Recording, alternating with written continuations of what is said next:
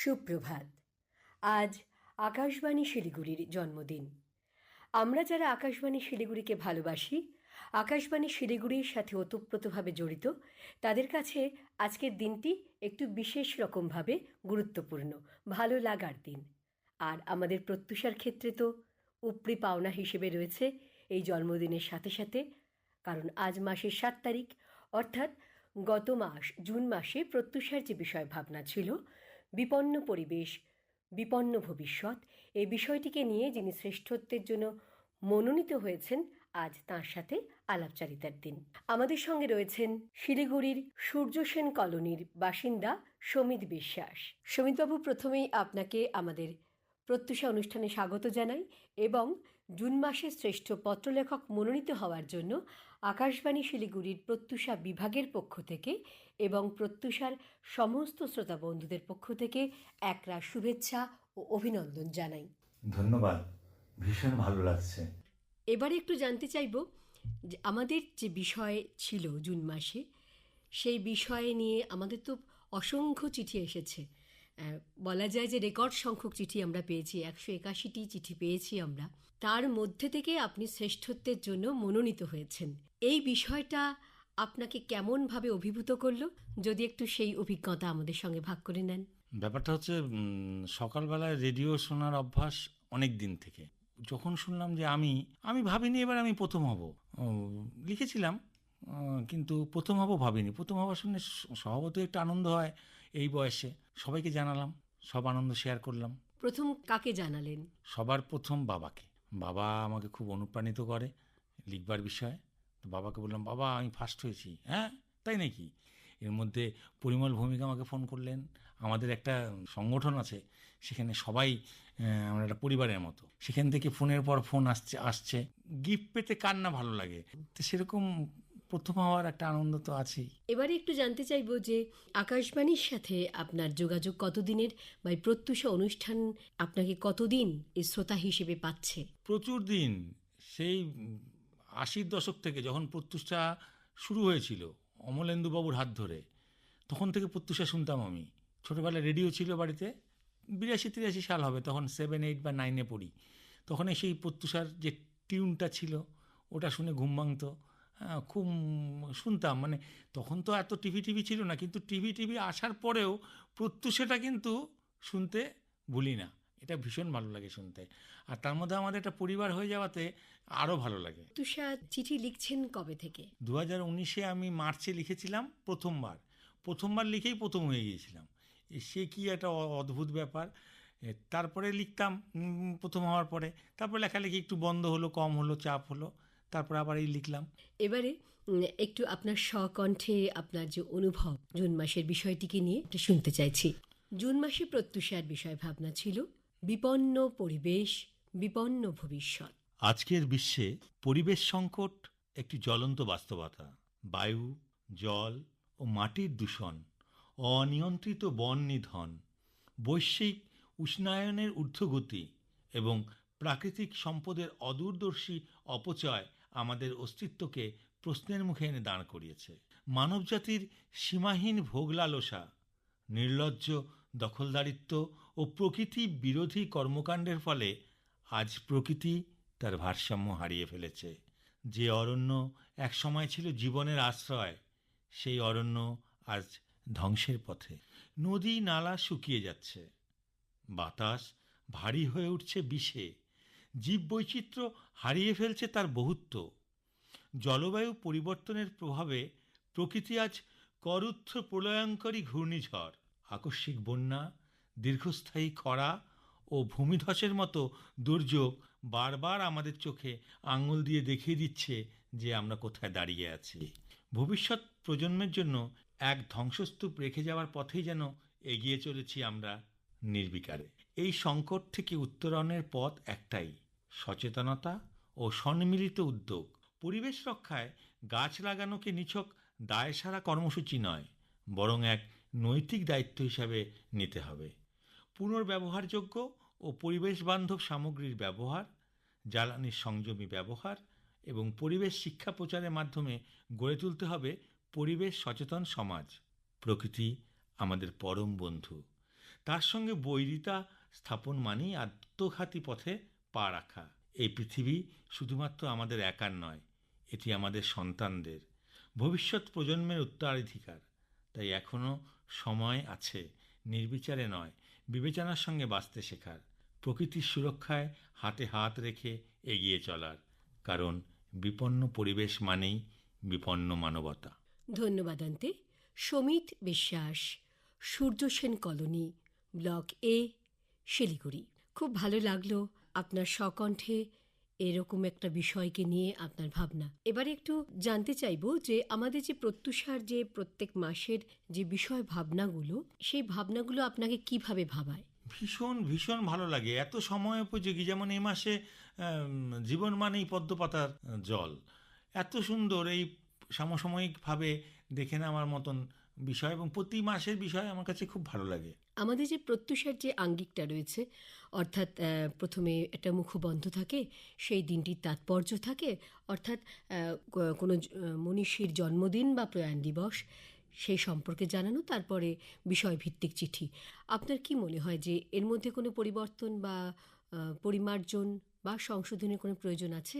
একদম নেই, কারণ এটার জন্যই প্রত্যুষাকে এত ভালো লাগে। অনেক কিছু জানা যায়, ওই দিনটির গুরুত্ব জানা যায়।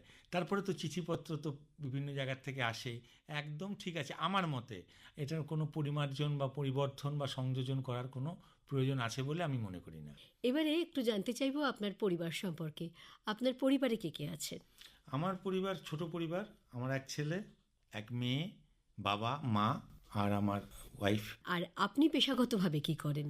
আমি শিলিগুড়ি কমার্স কলেজে চাকরি করি, নন টিচিং স্টাফ। আপনার এই যে লেখালেখি যে জগতে শুধুমাত্র কি প্রত্যুষার অঙ্গনেই লেখেন, না অন্যান্য জায়গাও বিস্তৃত আছে আপনার এই অঙ্গন? আমি প্রচুর জায়গায় লেখালেখি করি, এবং বিভিন্ন পত্রপত্রিকাতেও আমার লেখা বেরিয়েছে। আর অনেক বিশিষ্ট ব্যক্তিগণ আমার লেখা নিয়ে কাজও করেছেন, তারা পাঠ করেছেন বা নাটক করেছেন, এরকম আছে। কিন্তু প্রত্যুষায় লেখা একটা আলাদা আনন্দ। এটা আর কি একটা আমাদের যেহেতু পরিবার মতন হয়ে গেছে, সবাই সবারটা শোনে এবং তারপরে মতামত ব্যক্ত করে, এইটাতে একটা আলাদা আনন্দ পায়। আজকে এই যে আকাশবাণী শিলিগুড়ির জন্মদিনে আপনি আমাদের সঙ্গে রয়েছেন, এই বিশেষ দিনে আপনি বিশেষভাবে সম্মানিত হচ্ছেন। আকাশবাণী শিলিগুড়ির জন্মদিনে আপনার শুভেচ্ছা বার্তা কি থাকবে? সত্যি কথা বলতে কি, আকাশবাণী তো আমরা মনে হতো আগে কেউ এখন শোনে না, কিন্তু প্রত্যুষাতে ঢোকার পরে বুঝেছি প্রচুর প্রচুর লোক আকাশবাণী শোনে। তো আকাশবাণীর প্রতি আমার একটা আলাদা মনন মন জন্ম নিয়েছে, একটা আলাদা মন জন্ম নিয়েছে, একটা আলাদা ভালোবাসা জন্ম নিয়েছে। কারণ এই আকাশবাণীকে নিয়ে এখনও কিন্তু গ্রামের লোক শোনে। আমার বাবার এখনও অবধি রেডিওটা বাজিয়ে রাখেন। তো তার জন্মদিনে আমি একটা সম্মানিত হচ্ছি, তো আমার তো মন ভীষণ আনন্দ, ভীষণ আনন্দ। আকাশবাণী আরও অনেক দিন থাকুক, বেঁচে থাকুক সবার মধ্যে। এবারে আপনি বললেন যে আপনি লেখালেখির সঙ্গে যুক্ত রয়েছেন, তো আপনার লেখার আঙ্গিকটা কী থাকে? কখনো কবিতা লিখি, কখনো রম্য রচনা লিখি, কখনো গল্প লিখি, যখন যেরকম ইচ্ছে হয় লিখি। হ্যাঁ, আজকে কি আমরা কিছু শুনতে পাবো? একটা কবিতা শোনাতে পারি। হ্যাঁ। কবিতার নাম স্বার্থপর। কিন্তু সুনীলদা, আমি যে কথা রাখিনি, কষ্টে ছিলেন বলে কেউ কথা রাখিনি বলে। সত্যি বলছি, অনেক পেয়েও আমার যে সুখ হয়নি সুনীলদা।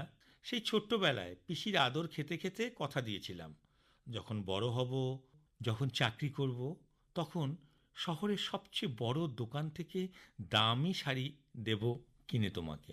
আজ অনেক বড়, আমি চাকরি করি, ব্যবসা করি, পিসিও বেঁচে আছেন। মাঝে মধ্যে দেখা করতে গেলে একটা প্রণাম ঠুকি, আর কখনো সখনো রসগোল্লা সিঙ্গারা নিয়ে যাই। পিসি আজও আমায় খুব ভালোবাসে, সে আগের মতো। সুনীলদা, আমি রাখিনি কথা, তাই ওসব নিয়ে ভাবিও না আর। ছেলেবেলার প্রতিশ্রুতির কি কোনো কারণ থাকে? তারপর যখন শহরে সভ্যতার চাপে তাপে বেসামাল লাগতো, তখন ডুয়ার্সের চা বাগানে গিয়ে আনন্দ নিতাম প্রকৃতির। মহুয়া খেয়ে নাচতাম, চাঁদ দেখে নিঃশ্বাস নিতাম বুক ভরে, আবার যাতে কাজ করতে পারি, আবার যাতে সেরা সেরা হতে পারি। ওইসব দিনে মোহনা ওরাংকে কথা দিয়েছিলাম, নীরবে, নিবিড়ে, নিভৃতে। শহুরে মেয়ে নয়, তোর মতো এমন দেহাতি কালো সুন্দরীকে বউ বানাবো। আমার ঘর আলো করে থাকবি তুই। ওরা তো প্রেম ছাড়া কাম বোঝে না। ঈষৎ হেসে সর্বস্ব উজাড় করে দিয়ে বলেছিল, তোমরা কোথায়, আমরা কোথায়। আমি দৃঢ় প্রতিশ্রুতি দিয়ে সব কিছু নিয়েছিলাম। আমি কিন্তু কথা রাখিনি সুনীলদা। সমাজ কি বলবে, মা বাবা কি বলবে, বন্ধুবান্ধব কি বলবে, অজুহাত দিয়ে মনের গড়াত অটুট রেখেছি। আর সম্ভ্রান্ত পরিবারের শিক্ষিতা রুচিশীলা রমণী আমার এখন অর্ধাঙ্গিনী। মোহনা একদিন ফোন করেছিল, কোনো অভিযোগ ছাড়াই জানতে চেয়েছিল কেমন আছি। আমি এটা সেটা বলে হ্যালো হ্যালো শুনতে পাচ্ছি না বলছি, তারপর নম্বরটা ব্লক করে দিয়েছি। আমি কথা রাখিনি সুনীলদা। তারপর ওই ছোট্ট কোম্পানিতে যখন কাজে ঢুকে বেশ রোজগার করছি, মালিকের স্নেহভাজন হয়ে, কোম্পানিতে বেশ নামডাক। মালিক বলছিল, মন দিয়ে সততার সাথে কাজ করো, একদিন তোমাকে আমার পার্টনার করে নেব। তারপর ওই কোম্পানির ভালো এমপ্লয়ীদের নিয়ে নিজের কোম্পানি খুলে বসেছি। মালিক এই শহরেই থাকে, বয়স হয়েছিল তাই আর ব্যবসা তুলতে পারেনি। আমার কিন্তু রমরমা। মালিক বীরেনবাবুর কথাও রাখিনি, কারো কথা রাখিনি সুনীলদা। কিন্তু তুমি যেমন দুঃখে ছিলে কেউ কথা রাখিনি বলে, আমি সফল হয়েও বেশি দুঃখী কারো কথা রাখিনি বলে। আসলে সুনীলদা, মনের ভেতরের কথাগুলো মগজের কথায় বোধহয় হেরে যায়। নিজের কাছে নিজের কথা রাখা যায় না, তো অন্যেরা আর কি রাখবে। সুনীলদা, দেখা হবে খুব শিগগিরই, বসে আলোচনা করব কেমন? ওই দেশে তো বেহুশ হওয়ার আর কোনো ভয় নেই। আমি, আপনি আর বাদবাকি নাইবা বললাম। খুব ভালো লাগলো। আমাদের হাতে সময় ক্রমশ কমে এসছে। সমিতবাবু, আবারও আপনাকে আমাদের জুন মাসের শ্রেষ্ঠ পত্রলেখক মনোনীত হওয়ার জন্য আকাশবাণী শিলিগুড়ির প্রত্যুষা বিভাগের পক্ষ থেকে এবং প্রত্যুষার সমস্ত শ্রোতা বন্ধুদের পক্ষ থেকে একরাশ শুভেচ্ছা ও অভিনন্দন জানাই। আপনার লেখার জগৎ আরও বিস্তৃত হোক, সুস্থ থাকুন, নিরোগ থাকুন, আর এভাবেই প্রাণ খুলে বাঁচুন, এই শুভকামনা থাকল। ভালো লাগলো, ভীষণ ভালো লাগলো এই প্রত্যুষার অনুষ্ঠানে এসে। এতক্ষণ আমাদের সঙ্গে ছিলেন গত জুন মাসে প্রত্যুষার যে বিষয় ভাবনা ছিল, বিপন্ন পরিবেশ বিপন্ন ভবিষ্যৎ নিয়ে শ্রেষ্ঠ পত্রলেখক যিনি মনোনীত হয়েছেন, শিলিগুড়ির সূর্যসেন কলোনির সমিত বিশ্বাস।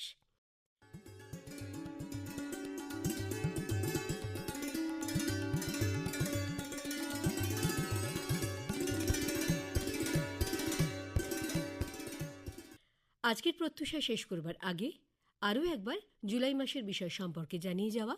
জুলাই মাসে প্রত্যুষার বিষয় ভাবনায় রয়েছে জীবন মানে পদ্ম পাতায় জল। আপনার ভাবনাকে লিখে পাঠান প্রত্যুষার দপ্তরে। প্রত্যুষাকে আজ এখানেই বিদায় দিন। আর আজ আকাশবাণী শিলিগুড়ির জন্মদিনে সারা দিন শুনতে থাকুন আপনার পছন্দের অনুষ্ঠান আকাশবাণী শিলিগুড়িতে। প্রত্যুষা আবার আগামী প্রত্যুষে। নমস্কার।